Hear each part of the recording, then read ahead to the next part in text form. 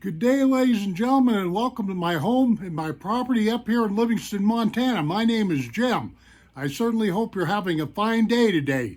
Okay, matter of fact, what day is it? It's the 17th of November of 2023. Okay, the movie file I'm doing today is totally spontaneous. I'm talking out the top of my hat. And so you're going to have to forgive me. I hope that I don't get to rumbling. That's one thing, rambling, forget rumbling, rambling on. I'm hoping that I can make some sense. Now, recently, I've got a major video out on this bass right here. I totally overhauled this bass, and I have a 20-some-odd minute video on it, but I thought I would make another video here to clarify some things. This is mostly for my own edification, but it's to save somebody some money too. Say if you're a person that's got an older bass or a sweetheart bass or a cheaper bass and you're wanting to fix it up, I'm here for you. Because I just got done going through this. And I'm going to go through what I did on this real quick, like hang in here with me, don't run off. And so you can see for yourself if something like this is worth it. That's all I'm trying to do here.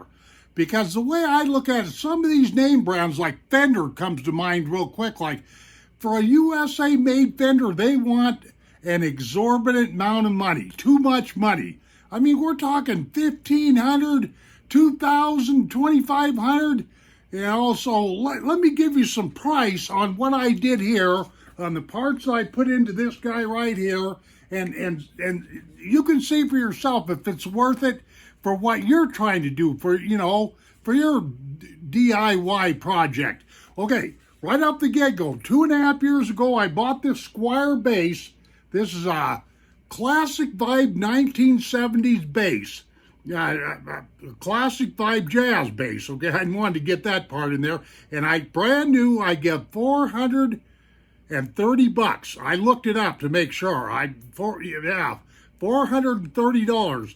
And what I'm about ready to tell you folks is for you guys that are, say maybe a mini bass or a short scale bass or a real cheap $200 bass, you could probably do the same thing as I did to this right here, is what I'm saying. But let's see if it's worth your while.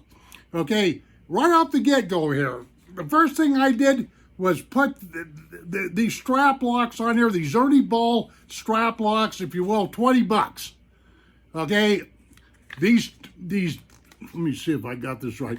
These tuner pegs, these big old tuner pegs right here. These are Fender branded tuner pegs.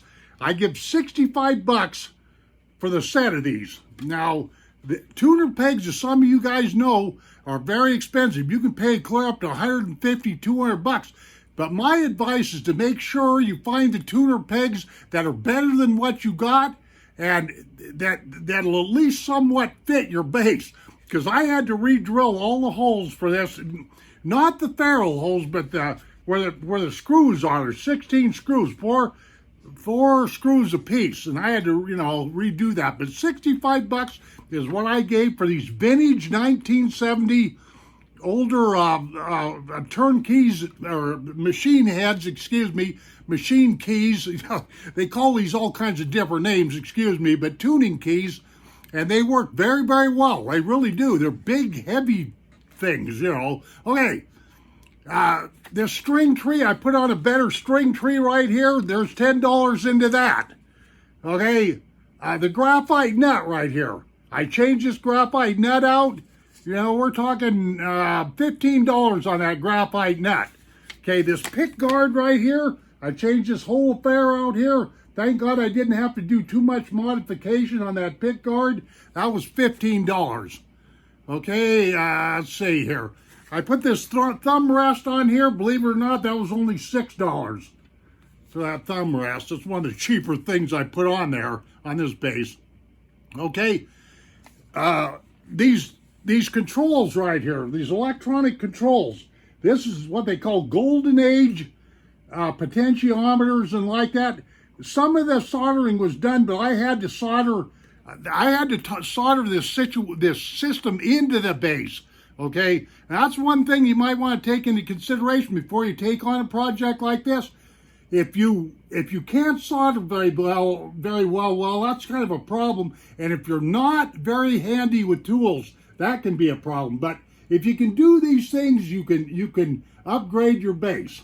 Okay, but this was $65 for these new controllers, these potentiometers here. Okay, let's see, these knobs right here. These things were kind of expensive. $10 a piece for those knobs.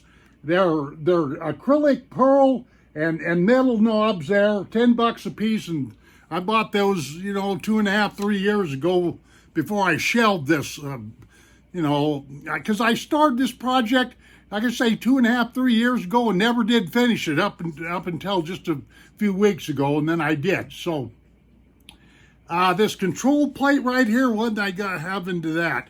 $10. This guy right here, this decorative control plate that the potentiometers go through. Okay, so we got $10 there. All right, these are DiMarzio Ultra Jazz pickups. These guys, right? These guys. Let me get. Sorry, hang in there with me. Right here and right here. This bass is very heavy, by the way. These are Ultra Jazz DiMarzio pickups. $150 for those guys. And yes, this bass sounds very, very good. This is another one of the reasons why I decided to fix this particular bass up is because it's all wood. It's all wood, but it's all maple. It's got a maple body, a maple neck, and a maple fretboard. Okay? All right. This hip shot bridge right here, this is a hip shot bridge. It's a kick-ass bridge. $65. And yes, that bridge is really worth it. You can adjust those strings every which way, the intonation back and forth, up and down, and sideways, and all that kind of stuff. So it was definitely worth it.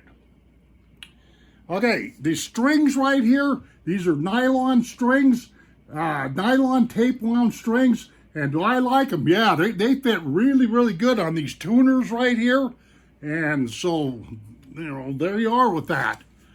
Okay, now you may not like nylon strings, but I thought I'd give them a go, Okay, let me see this real quick. The bass, the strap lock buttons, tuner pegs, string tree, graphite nut, pick guard, thumb rest, golden age potentiometers, black pearl knobs, control plate, Ultra Jazz DiMarzio pickups, hip shot bridge, and nylon tape strings. The price of all this stuff adds up to $500. I'm just telling you this for somebody that's thinking about doing this, what you're up against. But of course you could, here's one thing, let me try to explain this. This is one thing that you could do that dawned on me. I did this all in one. I got all the parts gathered together and I did it all in one, 2 or 3 days setting. I didn't let anything get in my way so I could get this job done. But you could, take a period of time and replace these tuners right here. Wait for a while and then replace your pickups there. You see what I mean? Wait for a while and replace your bridge and go like that. And every time you improve something, it's almost like you're getting a new instrument, if you can look at it that way. So, I thought I would just throw that, to complete this project, I thought I would just make a video here, spill my guts, and tell you what I was into this for. And it worked out very, very well. I know I don't have a decent sound sound test, but I'll get to that. I'm waiting for some gauges to get to me, so I can do the final setup on this. But when I was testing it here the other day, it sounded very, very good. No anomalies, no 60 cycle hum, none of that stuff. I mean, it had a lot of voice to the pickups, a lot of punch, a lot of definition in the notes and like that. Just really, really nice. I was quite surprised. I really was. So I just thought I would top off this whole thing by making this video here, and I hope you understand where I'm I'm not bragging about anything I did or whatever have you, but I'm just doing this to save a kid some money. And if you've got a cheaper bass, I'm sitting here to tell you that you can fix it up. But know what you're up against, though. That's the main thing here. Okay, ladies and gentlemen, this is enough. If there's something you see here on this bass that, you leave me a comment. And I'll get back with you and tell you, like, if you need a link to any of these parts or anything like that.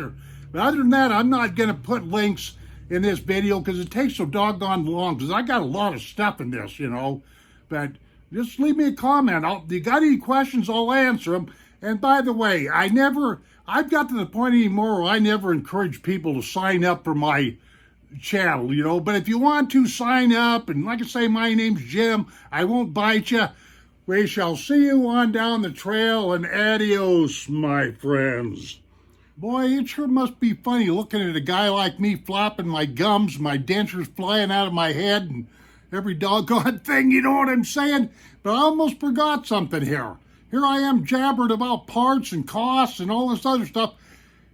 And all the parts that I got for this bass was bought on Amazon. The reason being is I've had an account with Amazon forever, and this way I can keep track of stuff. And I like the fact that I can return stuff real fast, and I did have to return a few things. And also, I forgot to mention the price of those nylon strings. They were $52 or $53. Those strings are very expensive. So, but I like them. They're smooth. They got a real mellow sound and all that. But yeah, all parts were bought on Amazon. So if you just follow down through this movie, you can really find the stuff that I showed you pretty doggone easy. You got a question on it? Just leave me a comment. And I thank you.